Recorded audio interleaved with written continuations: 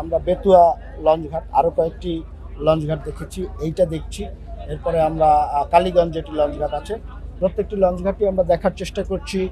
আমরা জাহাজ কর্তৃপক্ষ যারা জাহাজ পরিচালনা করছেন তাদেরকে সব বিষয়ে সতর্ক করার এবং সতর্ক রাখার চেষ্টা করছি।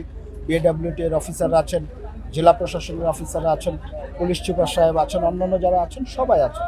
আমরা সবাই মিলে যে কাজটি করার চেষ্টা করছি তা হলো যে মানুষগুলো ঈদ উপলক্ষে ঘরে এসেছে, বাড়িতে এসেছে, আনন্দঘন পরিবেশে যেন তারা সবাই সুস্থভাবে নিরাপদে যেন তারা ঢাকায় ফিরতে পারে এবং যে যার যার কর্মস্থলে যোগ দিতে পারে সেই বিষয়টি আমাদের নিশ্চিত করা। তো এই কারণেই আমরা সব জায়গায় যাচ্ছি এবং প্রত্যেকটি ডিপার্টমেন্ট সজাগ আছেন। জাহাজগুলো সঠিক সময়ে ছেড়ে যাচ্ছেন, প্রত্যেকটি জাহাজের ভাড়া ঠিকমতো দিচ্ছেন কিনা আমরা সেই বিষয়টি চেক করে দেখছি। সব কিছু এখন পর্যন্ত ঠিক আছে।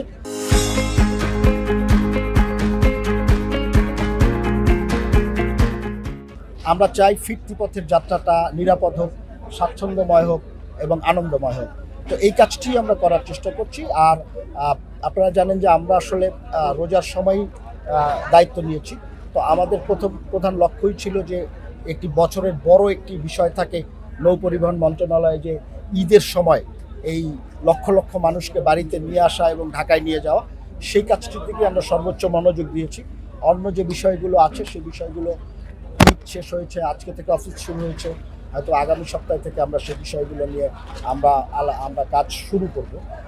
এর মধ্যে ঈদ যাত্রা শেষ হবে আশা করছি নিরাপদ এবং একটি সুস্থভাবেই সবাই যে যার কর্মস্থলে যোগ দিতে পারবেন। আর আরেকটি হলো যে আপনারা জানেন যে বরিশালের পরে একসময় বরিশাল যে লঞ্চঘাটটি ছিল সেটি সবচেয়ে ব্যস্ততম লঞ্চঘাট ছিল, বাট এখন কিন্তু এই লঞ্চঘাটটা অনেক ব্যস্ততম একটি লঞ্চঘাট। আমার মনে হয় সবচেয়ে বেশি জাহাজ এইখান থেকে চলাচল করে। সেই জায়গা থেকে আপনাদের যে প্রশ্নটি, এইখানে একটি যে টার্মিনালটির আধুনিকীকরণ, সেটি এখন সময়ের দাবি, জনগণেরও দাবি। নিশ্চয়ই আমরা সেই বিষয়টিকে মাথায় রেখে ভবিষ্যতে কর্মপরিকল্পনা ঠিক করব এবং এই এলাকার মানুষের যারা এই পথে যাতায়াত করে তাদেরকে আরও স্বস্তি দেওয়ার জন্য আমরা কাজ করব।